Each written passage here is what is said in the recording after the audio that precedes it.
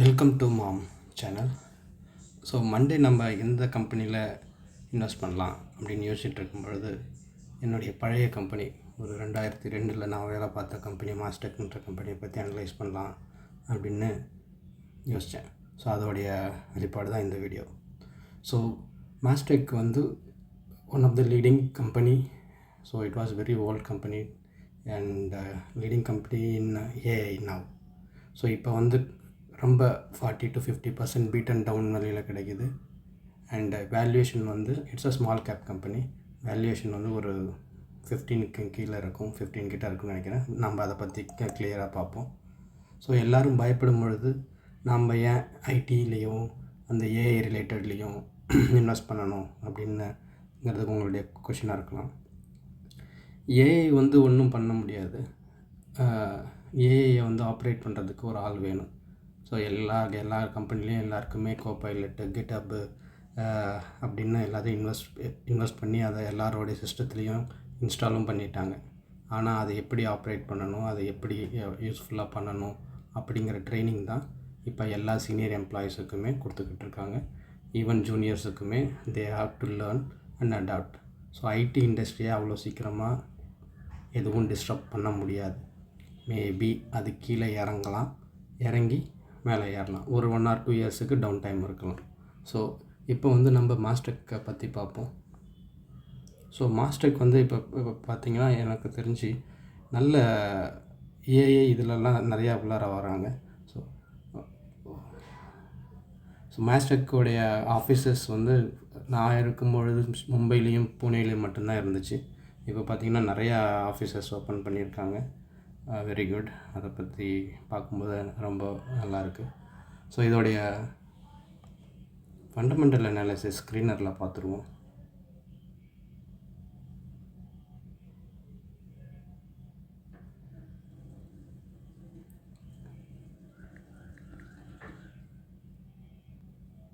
So ஆக்சுவலாக உங்களுக்கு இந்த டூல் வந்து ரொம்ப ஹெல்ப்ஃபுல்லாக இருக்கும். ஸோ ஸ்க்ரீனருங்கிறது ஒரு ஆப்பு.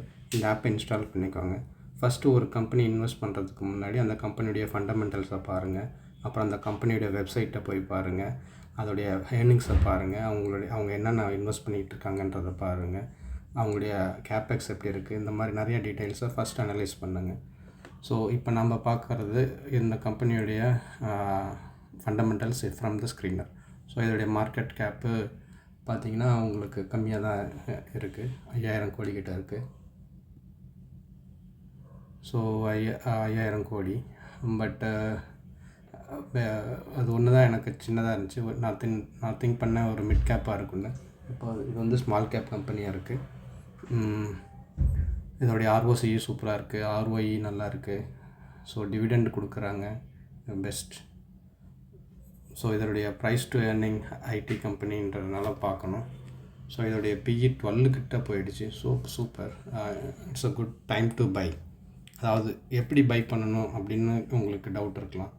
ஸோ ஃபஸ்ட்டு நம்ம என்ன பண்ணணும்,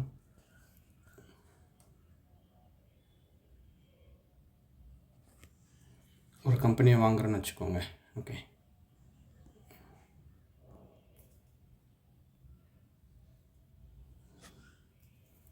ஸோ இன்றைக்கி டேட்டுக்கு ஒரு கம்பெனியை வாங்குகிறோம்.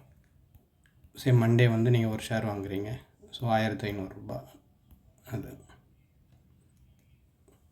ஓகே, ஸோ நெக்ஸ்ட் வீக் பார்க்குறீங்க. இதோடைய வேல்யூஷன் ஸ்டில் 12 தான் இருக்குது. அப்போ திரும்பவும் 2வது ஷேர் வாங்கலாம். திரும்பவும் ஒரு 1500 அந்த சில்லறையிலே வாங்கலாம். திரும்பவும் அடுத்த வாரம் நெக்ஸ்ட் வீக் 2nd வீக் வாங்குகிறோம், 3rd வீக் வாங்குகிறோம், திரும்பவும் ஒரு ஷேர். ஸோ இந்த மாதிரி கீப் அக்குமுலேட்டிங் இட். எது வரைக்கும் பண்ணலாம் அப்படின்னா, இப்போ வந்து ப்ரைஸ் டு ஏர்னிங் 12 இருக்குது. 12லேருந்து இது ஒரு 15 கிராஸ் பண்ணுற வரைக்கும் நம்ம இன்வெஸ்ட் பண்ணலாம். ஸோ 15க்கு மேலே போயிடுச்சுன்னா இதை விட்டுடலாம். ஸோ இது என்னுடைய ஐடியா. ஸோ நீங்கள் இதை வந்து செக் பண்ணி பார்த்துட்டு உங்களுடைய அனாலிசிஸ்க்கு ஏற்ற மாதிரி பண்ணுங்கள். ஸோ அடுத்து நம்ம இந்த கம்பெனியுடைய ஃபினான்சஸை பற்றி பார்ப்போம். ஸோ நம்ம இந்த கம்பெனியுடைய 200 டே 50 டே மூவிங் ஆவரேஜஸ் பற்றியும் பார்த்துக்கலாம். ஸோ ப்ரைஸ் பார்த்திங்கன்னா ஒரு 5 இயர் டைம் லைன் எடுத்துகிட்டு பார்த்தா.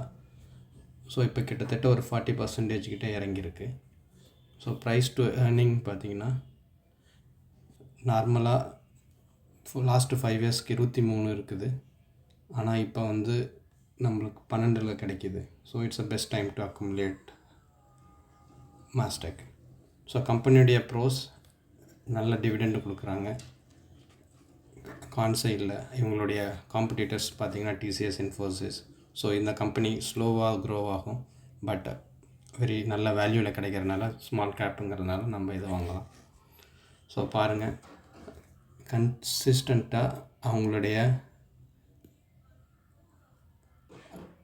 சேல்ஸு எல்லாமே இன்க்ரீஸ் ஆகிக்கிட்டே இருக்குது.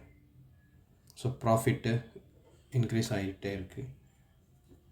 So profit okay. Operating margin நல்லா இருக்குது, 16 கிட்ட வந்திருக்கு. ஸோ இப்போ அவங்க ஏஐலேயே இன்வெஸ்ட் பண்ண ஆரம்பிச்சிட்டாங்க.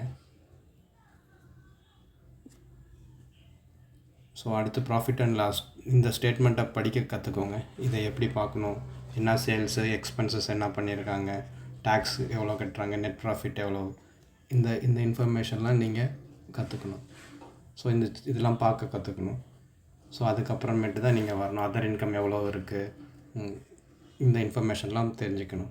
ஸோ கடந்த 5 வருஷமாக இவங்க எப்படி பண்ணிக்கிட்டு இருக்காங்க அப்படிங்கிற டீட்டெயில் இங்கே கொடுத்துருப்பாங்க. ஸோ 10 இயர்ஸாக sales every year 10%, every 3 years 17%க்கு கேகராக இருக்குது. 5 இயர்ஸ் பீரியடில் பார்த்திங்கன்னா வருஷத்துக்கு 26% கேகராக இருக்குது. ஸோ அதே மாதிரி தான் ப்ரைஸு இந்த கடந்த 3 வருஷமாக ஸ்டாக் ப்ரைஸ் கீழே இறங்கியிருக்கு. ஸோ இந்த ப்ராஃபிட்டு, சேல்ஸு எல்லாமே நல்லா இருக்குது. அப்புறம் ப்ரைஸ் மட்டும் இறங்கும் பொழுது தான் நாம் we need to get into the stock and invest it, எந்த ஒரு பயமும் இல்லாமல். ஸோ நெக்ஸ்ட்டு கம்பெனிக்கு கடன் கம்மியாக தான் இருக்குது. பாரோயிங்ஸ் பார்த்திங்கன்னா பெரிய லெவலில் இல்லை. ஸோ 500 கோடி தான் கடன் வச்சுருக்காங்க. ஸோ ரிசர்வ்ஸ் நிறையா இருக்குது பார்த்திங்களா, 2500 கோடி கிட்ட ரிசர்வ்ஸ் இருக்குது. ஸோ நல்ல டிவிடெண்ட் கொடுக்குற கம்பெனி. அடுத்து நம்ம இது பார்க்கணும், முக்கியமானது யார் யார் இன்வெஸ்ட் பண்ணியிருக்காங்க. மெயினாக எஃப்ஐஐ அண்ட் டிஐ இதில் இன்வெஸ்ட் பண்ணியிருக்காங்களா அப்படிங்கிறத பார்க்கணும். கன்சிஸ்டண்ட்டாக எஃப்ஐஐ கடந்த 4-5 குவார்ட்டராக இன்க்ரீஸ் பண்ணிக்கிட்டே இருக்காங்க பார்த்திங்களா. 10 இருக்குது, 11.2 கொஞ்சம் குறைஞ்சிருக்கு இந்த இதில். ஸோ நம்ம we can get into this stock. So இது என்னுடைய அனாலிசிஸ். ஸோ நீங்கள் உங்களுடைய அனாலிசிஸை பண்ணிவிட்டு வாங்குங்க. நான் செபி ரெஜிஸ்டர்ட் அட்வைசர் கிடையாது. ஸோ நான் இந்த சேனலில் ஷேர் பண்ணுறது எல்லாமே என்னுடைய பர்சனல் எக்ஸ்பீரியன்ஸ். ஸோ நான் இந்த கம்பெனியில் ஒர்க் பண்ணியிருக்கேன். இந்த கம்பெனியோடைய மேனேஜ்மெண்ட் வந்து எம்ப்ளாயீஸுக்கு எந்த அளவுக்கு இம்பார்ட்டன்ஸ் கொடுப்பாங்கன்றதை நான் பார்த்துருக்கேன். ஸோ நான் சொன்ன மாதிரி 2003 அந்த டைமில் இருந்து ஒரு 2 வருஷம் இந்த கம்பெனியில் வேலை பார்த்துருக்கேன். மும்பை பிரான்ச்லேயும் பார்த்துருக்கேன், இதுலேயும் பார்த்துருக்கேன், புனேலையும் ஒர்க் பண்ணியிருக்கேன். ஸோ எனக்கு தெரிஞ்சு இது ஒரு நல்ல ஆப்பர்ச்சுனிட்டியாக பார்க்குறேன்.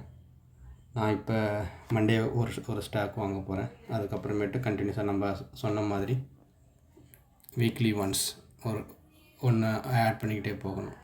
First week 1, second week, third, இந்த மாதிரி நீங்கள் அக்குமுலேட் பண்ணிகிட்டே போனீங்கன்னா over the period of time நீங்கள் ஒரு டார்கெட் வச்சுக்கணும். எப்படின்னா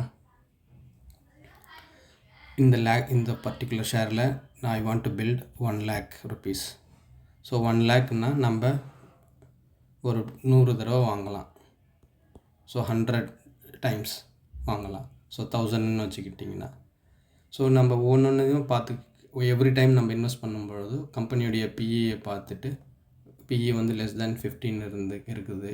ஸோ நோ இஷ்யூஸ், ஃபர்தராக எந்த இஷ்யூவும் இல்லை. ப்ராஃபிட்டு நீங்கள் அந்த ஸ்க்ரீனரில் எல்லாத்தையும் கோ த்ரூ பண்ணிவிட்டு எல்லாமே நல்லா இருந்துச்சுன்னா நீங்கள் அந்த கம்பெனியை வாங்கலாம். Thanks for your time friends. By.